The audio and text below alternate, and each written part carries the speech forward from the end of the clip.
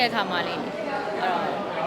တကားလုံးရမ်းကြိုက်တယ်ကိုရမ်းကြိုက်တာပဲနုနုညံ့ညံ့လေးနဲ့ကြည့်ရတယ်ပြီးတော့ညိတ်ပါကြအဲ့လိုတစ်ချက်လေးအဲ့လိုမျိုးထိသွားတာ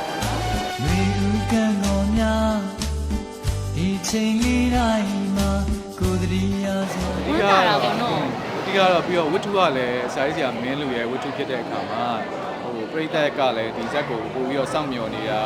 တကြောင်ထပ်ပါမယ်ပြီးတော့ကိုဝိုင်းလည်းရိုက်တယ်အဓိကမခွေးတို့လည်းပါတယ်ဆိုတော့ပရိသတ်စိတ်ဝင်စားမဲ့team ကြီးတစ်ခုလုံးဖြစ်နေအောင်နော်ဆိုတော့အခုချိန်မှာယုံတင်တဲ့အချိန်မှာပရိသတ်စိတ်ဝင်စားမှုကညော့မသွားဘူးလို့ကျွန်တော်ထင်တယ်အခုယုံတင်တဲ့အချိန်ကျရင်လည်းကြည့်လိုက်ပါအခုကတင်နေကြဇက်ကားတွေလို့မဟုတ်ဘဲနဲ့လုံးဝတီးတန့်ကွဲထွက်နေတဲ့အချစ် romance လုံးဝတီးတန့်တစ် line လေးပေါ့နော်အေးလေးနဲ့အဲ့အမျိုးလေးကိုမြင်ရမှာ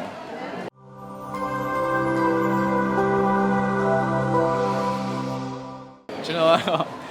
ခုနှစ်နှစ်အဓိကတော့ပရိသတ်ကိုကျေးဇူးတင်ရမှာပေါ့နော်ပရိသတ်တွေကခုနှစ်နှစ်ကြာမှတင်တာတော့မှမမီးမလျော့ပဲနဲ့ဟာကန်းမော်မီတင်ပြီဆိုပြီးတော့အဲ့လိုစောင့်မျှော်နေတဲ့ပရိသတ်တွေကိုတွေ့ရတယ်ဆိုတော့ကျေးဇူးအများကြီးတင်တယ်စိတ်လှုပ်ရှားတာ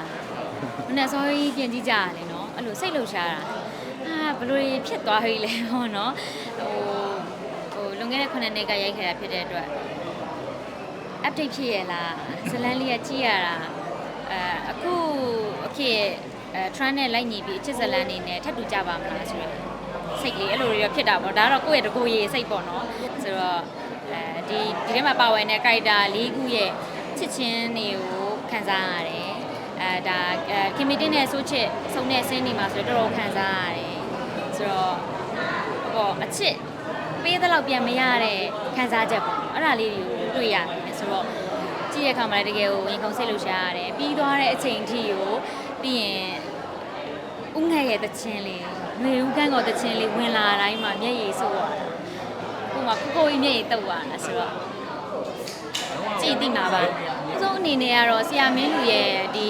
ကန်းကောနီဝတ္ထုကိုဖတ်ပြီးတဲ့သူတွေကရုပ်ရှင်ကြည့်တဲ့အခါမှာသူတို့တွေးထားတာနဲ့အံဝင်ခွင့်ချဖြစ်ပါမလားအဲ့တော့သူတို့ဖတ်ခဲ့တဲ့အချိန်တုန်းကတော့ရုပ်ရှင်ပြန်ကြည့်တဲ့အခါမှာအရသာရှိပါမလားမတူနိုင်ဘူးရွှေဟိုရင်တော့လည်းတခါရေဒီအိုင်တော့လည်းတခါဖြစ်ပြီးခဲ့ဘူးဝတ္ထုဖတ်ပြီးတဲ့သူကရုပ်ရှင်ပြန်ကြည့်တဲ့အခါမှာ active ကဘလို့မှမတူနိုင်အကောင်းဆုံးတော့စူးစမ်းထားကြတယ်သို့ပေမဲ့ဘာလို့ဆိုလူတွေရဲ့တယောက်နဲ့တယောက်စိတ်မတူကြဘူးပုံချင်းလည်းမတူကြဘူးဒါပေမဲ့ဇလန်းကြည့်တဲ့အခါမှာလည်းတကယ်ကိုအရသာရှိရဲ့အချစ်ကားလေးတကားကိုကြည့်ခွင့်ရမယ်ဆိုတာကိုတော့ယုံကြည်တယ်ဝတ္ထုလည်းကောင်းခဲ့တယ်လို့ဒီရုပ်ရှင်မှာလည်းကောင်းမယ်ဆိုတာယုံကြည်တယ်ဟုတ်တာပေါ့စာရေးတာလေဒီလူတယောက်ကမိုးဖို့ပြန်တက်သွားတယ်ဆိုရင်ခက်နေတဲ့သူကမိုးဖို့ပြန်တက်သွားပြီချက်ချင်းပုံဖော်လိုက်လို့ရတယ်ရုပ်ရှင်ကြတော့လေကရိန်းနေနဲ့ဆွဲရတော့မယ်ကျိုးရည်နဲ့ဆွဲရတော့မယ်စတန်သမားတွေကိုလောက်ရတော့မယ်နေရာအနေထားတွေကြည့်ရတော့မယ်ကျိုးဆွဲလို့ရလားမရဘူးလားအဲ့လိုမျိုးလေးကွဲပြားသွားတာပေါ့နော်ဆိုတော့အခုကတော့အကုန်လုံးကတော့သိနေပါပြီဟုတ်